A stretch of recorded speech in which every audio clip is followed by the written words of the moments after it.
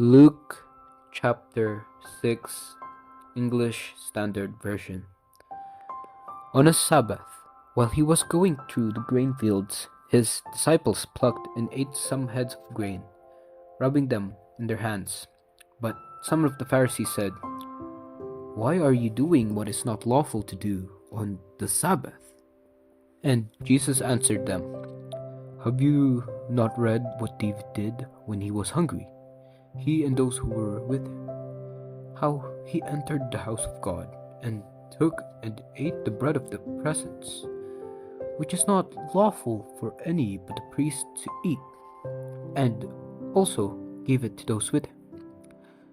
And he said to them, The Son of Man is the Lord of the Sabbath." On another Sabbath, he entered the synagogue and was teaching. And a man was there whose right hand was withered.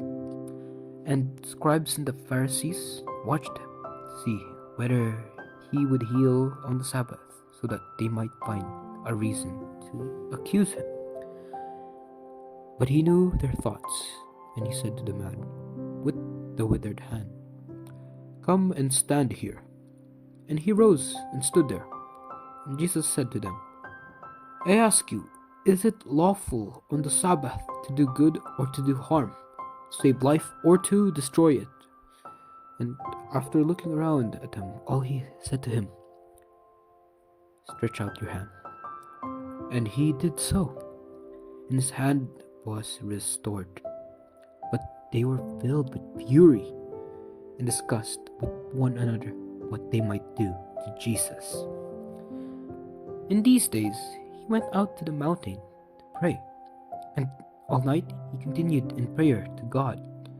And when day came, he called his disciples and chose from them 12, whom he named apostles: Simon, whom he named Peter, and Andrew his brother, and James and John, and Philip and Bartholomew, and Matthew and Thomas, and James the son of Alphaeus, and Simon, who was called the Zealot, and Judas the son of James, and Judas Iscariot, who became a traitor. And he came down with them and stood on a level place with a great crowd of his disciples, and a great multitude of people from all Judea and Jerusalem, and the sea coast of Tyre and Sidon, who came to hear him and to be healed of their diseases. And those who were troubled with unclean spirits were cured. And all the crowd sought to touch him, for power came out from him and healed them all. And he lifted up his eyes on his disciples and said, "Blessed are you who are poor, for yours is the kingdom of God. Blessed are you who are hungry now, for you shall be satisfied. Blessed are you who weep now, for you shall laugh. Blessed are you when people hate you, and when they exclude you and revile you and spurn your name as evil on account of the Son of Man. Rejoice in that day, and leap for joy, for behold, your reward is great in heaven. For so their fathers did to the prophets. But woe to you who are rich, for you have received your consolation. Woe to you who are full now, for you shall be hungry. Woe to you who laugh now, for you shall mourn and weep. Woe to you when all people speak well of you, for so their fathers did to the false prophets. But I say to you who hear, love your enemies, do good to those who hate you, bless those who curse you, pray for those who abuse you. To one who strikes you on the cheek, offer the other also. And from one who takes away your cloak, do not withhold your tunic either. Give to everyone who begs from you, and from one who takes away your goods, do not demand them back. And as you wish that others would do to you, do so to them. If you love those who love you, what benefit is that to you? For even sinners love those who love them. And if you do good to those who do good to you, what benefit is that to you? For even sinners do the same. And if you lend to those from whom you expect to receive, what credit is that to you? Even sinners lend to sinners to get back the same amount. But love your enemies and do good and lend, expecting nothing in return. And your reward will be great, and you will be sons of the Most High. For He is kind to the ungrateful and the evil. Be merciful, even as your Father is merciful. Judge not, and you will not be judged. Condemn not, and you will not be condemned. Forgive, and you will be forgiven. Give, and it will be given to you. Good measure, pressed down, shaken together, running over, will be put into your lap. For with the measure you use, it will be measured back to you. He also told them a parable. Can a blind man lead a blind man? Will they not both fall into a pit?